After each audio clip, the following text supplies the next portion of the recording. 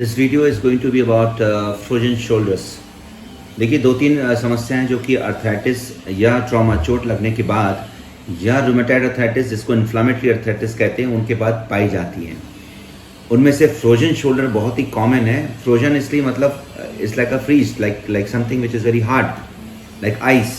तो ये जो शोल्डर्स हैं, दोनों शोल्डर्स उस मरीज के पीछे उठाने लायक नहीं रह पाते हैं। वो ही can't lift. The first test है कि वो पीछे अपने हाथ ले जाए और वो उसको ऊपर उठाने की कोशिश करे तो उसको बहुत तकलीफ होती है या टाइट हो जाते हैं, वो पीछे की तरफ भी नहीं जाते ना पीछे उठ पाते हैं। So this he can not do and this causes a kind of handicap कि वो बहुत सारे काम नहीं कर पाता हाथ से। इसको हम फ्रोजन शोल्डर कहते हैं।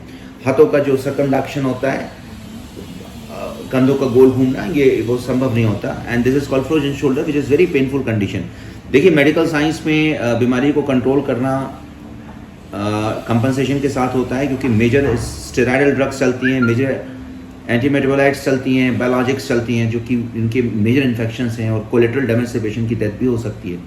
तो ऐसी स्थितियों में इन ड्रग्स को ही हर समय सर्वोपरि या सबसे पहली चॉइस मानना ये उत्तम चॉइस नहीं है।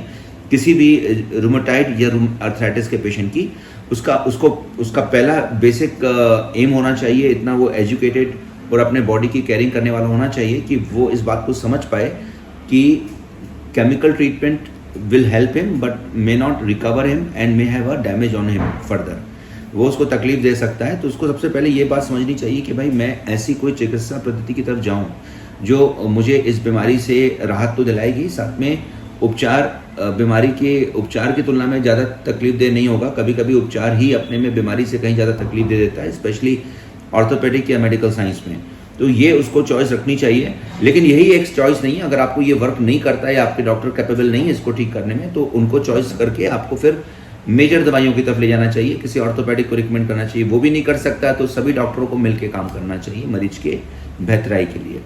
सो फ्रेंड्स, फ्रोजन शोल्डर हुआ या नी अर्थराइटिस हुई या लंबस स्पॉन्डिलोसिस, लोअर बैक में पेन है पेशेंट को, डिस्क प्रोलैप्स किया, वो खड़ा नहीं हो पाता देर तक, डॉक्टर ने डिकम्प्रेशन सर्जरी की है या डॉक्टर ने सर्जरी एडवाइस की है लेकिन पैर खराब होने के चांसेस है, लकवा मारने के चांसेस हैं और डॉक्टर ने बताया तो पेशेंट बोलता है नहीं भाई मैं ये सर्जरी नहीं करवाऊंगा, मुझे और कोई पद्धति की तरफ जाना है, तो आप बिल्कुल आ सकते हैं। क्योंकि मैं अब रेजन थेरेपी के बारे में बताऊंगा कि फ्रेंड्स आपको फ्रोजन शोल्डर हो या नी अर्थराइटिस हो या लंबर स्पॉन्डिलोसिस मतलब लोअर बैक का पेन हो या लंबर डिस्क प्रोलैप्स या सैक्रल डिस्क प्रोलैप्स मतलब आपके जो हड्डियां हैं मेरुदंड की उसके बीच की गैपिंग में डिस्टर्बेंस आए, डिस्क निकल गया है, एमआरआई में और सीटी स्कैन में दिखा है, डॉक्टर ने सर्जरी बोली लेकिन उसमें रिस्क है और आप इसको ठीक करना चाहते हैं तो आप बिल्कुल वेलकम है। Come to Regen therapy. Regen homeopathy therapy means regeneration. तो रीजनरेशन एक एडजेक्टिव है जो इसमें ऐड किया गया है, लेकिन ये पूरी होम्योपैथी थेरापेटिक्स है जो कि सिमिलिमम और क्लिनिकल थेरापेटिक्स पर आधारित है। बायोमार्कर्स, कुछ स्पेसिफिक प्राणासन जो कि ट्रीटमेंट की वैल्यू बढ़ाते हैं और स्पेसिफिकली अल्कलाइन और एसिडिक डाइट के मैनिपुलेशन के साथ हम इन ट्रीटमेंट को अंजाम देते हैं। इनको हमने कुल मिलाकर रेजन थेरापेटिक्स कहा है। इसमें एक्सीलेंट ट्रीटमेंट है अर्थराइटिस का और इसके ऊपर लगातार हम इन हाउस रिसर्च कर रहे हैं और भी ये समय के साथ डेवलप करेगा। सो मित्रों, अगर आपको अर्थराइटिस है और आप नी जॉइंट है तो वाई सर्जरी, क्यों सर्जरी करवाना चाहेंगे? आपके लिए उचित नहीं है सर्जरी और सर्जरी कभी भी पहली चॉइस नहीं हो सकती। It is ultimate choice of 1% of arthritis cases. आप ट्रीटमेंट लीजिए, तकलीफ रहेगी लेकिन धीरे धीरे करके आप रिकवर करेंगे और कम से कम अपने पैर पे खड़े रहेंगे। आपको दूसरी कोई कोलेट्रल डैमेज या साइड इफेक्ट्स के कारण आपको दूसरी बीमारियां नहीं होंगी। आप बिल्कुल इस पद्धति को चूज करिए।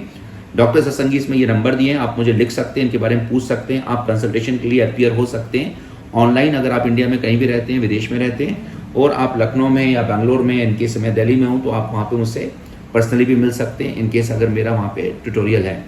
So friends, do not bother. अगर आपको जोड़ों में तकलीफ है आप डॉक्टर सत्संगीज में आइए, रेजन थेरेपीज लीजिए और फ्रेंड्स इस जानकारी को आप लोगों तक पहुँचाइए। मैं कोशिश कर रहा हूँ, आप भी करिए और अगर आपको पसंद आए तो आप इसको लाइक करें, सब्सक्राइब करें और मुझे समझने के लिए और मुझे सुनने के लिए आपके अंदर बैठे ईश्वर को मैं पुनः धन्यवाद देता हूँ। All the best, take care, revert to us. Thank you.